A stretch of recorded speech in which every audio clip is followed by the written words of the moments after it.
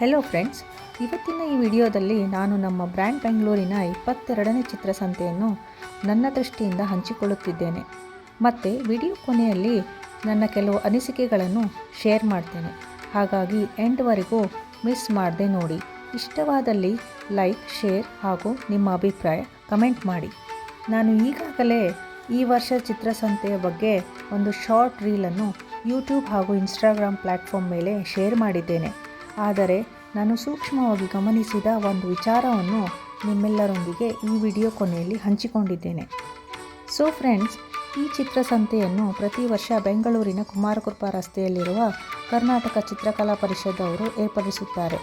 ಇಲ್ಲಿ ಸುಮಾರು 2 ಕಿಲೋಮೀಟರ್ನಷ್ಟು ಉದ್ದಕ್ಕೂ ಸ್ಟಾಲ್ಗಳನ್ನು ಆ ದಿನ ನೋಡಬಹುದು.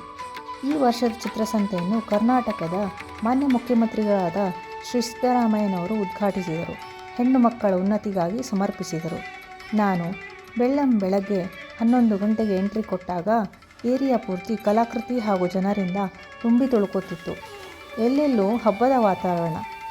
ಇಲ್ಲಿ ಕಲಾಕೃತಿಗಳಲ್ಲದೆ ಇತರೆ ಹೋಮ್ ಡೆಕೋರೇಷನ್ ಐಟಮ್ಗಳು ಮಾರಾಟಕ್ಕಿದ್ದವು.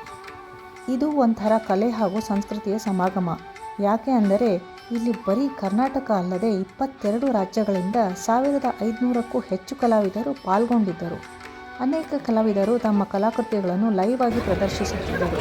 ಇಲ್ಲಿ ಕಲಾಕೃತಿಗಳು ರೋಡಲ್ಲಿ, ಕಾಂಪೌಂಡ್ ಮೇಲೆ ಅಷ್ಟೇ ಅಲ್ಲದೆ ಗಿಡ, ಗೋಡೆ, ಕುರ್ಚಿ, ಬಸ್ ಸ್ಟಾಪ್, ಈವನ್ ಹ್ಯಾಂಗರ್ಗಳ ಮೇಲೂ ನೋಡೋದಕ್ಕೆ ಮಜವಾಗಿತ್ತು. ಈ ವರ್ಷದ ಅಟ್ರಾಕ್ಷನ್ ಅಂದರೆ ಅಲ್ಲಿ ಅರೇಂಜ್ ಮಾಡಿರುವ ಕ್ಯಾನ್ವಾಸ್ ಬೂತ್. ಆ ಕ್ಯಾನ್ವಾಸ್ ಮೇಲೆ ಅನೇಕರು ಲೈವ್ ಪೇಂಟಿಂಗ್ ಮಾಡಿ ತಮ್ಮಲ್ಲಿರುವ ಕಲೆ ಹಾಗೂ ಕಲಾವಿದನನ್ನು ಜಾಗೃತಗೊಳಿಸಿದರು. ನನಗೆ ತುಂಬ ಜನ ಕಲಾವಿದರ ಜೊತೆ ಮಾತನಾಡಿ ಅವರ ಕಲಾಕೃತಿಗಳ ಹಿಂದಿನ ಕಥೆಯನ್ನು ತಿಳಿದುಕೊಳ್ಳುವ ಅವಕಾಶ ಸಿಕ್ಕಿತ್ತು. ಒಟ್ಟಾರೆ ಈ ವರ್ಷದ ಚಿತ್ರಸಂತೆ ತುಂಬಾ ಎಂಗೇಜಿಂಗ್ ಆ್ಯಂಡ್ ಇಂಟರೆಸ್ಟಿಂಗ್ ಆಗಿತ್ತು. ಇಲ್ಲಿ ಪೇಂಟಿಂಗ್ಸ್ 10 ರೂಪಾಯಿಯಿಂದ 7 ಲಕ್ಷದವರೆಗೂ ಮಾರಾಟಕ್ಕಿದ್ದವು. ಇನ್ನು ಈಗ ನನ್ನ ಅನಿಸಿಕೆ ಹಂಚಿಕೊಳ್ಳುವ ಬಾರಿ. ಅದೇನೆಂದರೆ, ನಾನು ವೋಕಲ್ ಫಾರ್ ಲೋಕಲ್ ಕಾಸನ್ನು ಸಪೋರ್ಟ್ ಮಾಡುತ್ತೇನೆ. ಹಾಗಾಗಿ ನನ್ನ ಕಳಕಳಿಯ ವಿನಂತಿ ಏನೆಂದರೆ, ನೀವು ಯಾರಾದರೂ ಚಿತ್ರಸಂತೆಯಲ್ಲಿ ಪರ್ಚೇಸ್ ಮಾಡೋಕ್ಕೆ ಹೋದರೆ ದಯವಿಟ್ಟು ಬಾರ್ಗೇನ್ ಮಾಡಬೇಡಿ. ಅದರಲ್ಲೂ ನಮ್ಮ ಕರ್ನಾಟಕದ ರೂರಲ್ ಏರಿಯಾದಿಂದ ಬಂದಂತಹ ಕಲಾವಿದರೊಂದಿಗೆ. ಯಾಕೆಂದರೆ ಅವರಿಗೆ ಈ ಚಿತ್ರಸಂತೆಯೇ ಬಿಗ್ಗೆಸ್ಟ್ ಗ್ಯಾಲರಿ ಆ್ಯಂಡ್ ಮಾರ್ಕೆಟ್. ಇವರಲ್ಲಿ ಎಷ್ಟೋ ಜನ ಒಳ್ಳೆ ಫೈನಾನ್ಷಿಯಲ್ ಬ್ಯಾಕ್ಗ್ರೌಂಡಿಂದ ಬಂದಿರಲ್ಲ. ಹಾಗಾಗಿ ನಾವು ಕೊಡುವ ಆ ಬೆಲೆ ಕೆಲವರಿಗೆ ತುಂಬ ಇಂಪಾರ್ಟೆಂಟ್ ಆಗಿರುತ್ತೆ. ಸೊ ಫ್ರೆಂಡ್ಸ್, ಬಾರ್ಗೇನ್ ಮಾಡಬೇಕು ಅಂದ್ರೂ ಮೊದಲು ಅವರ ಹಿನ್ನೆಲೆ ಬಗ್ಗೆ ತಿಳಿದುಕೊಂಡು ನಂತರ ಡಿಸೈಡ್ ಮಾಡಿ.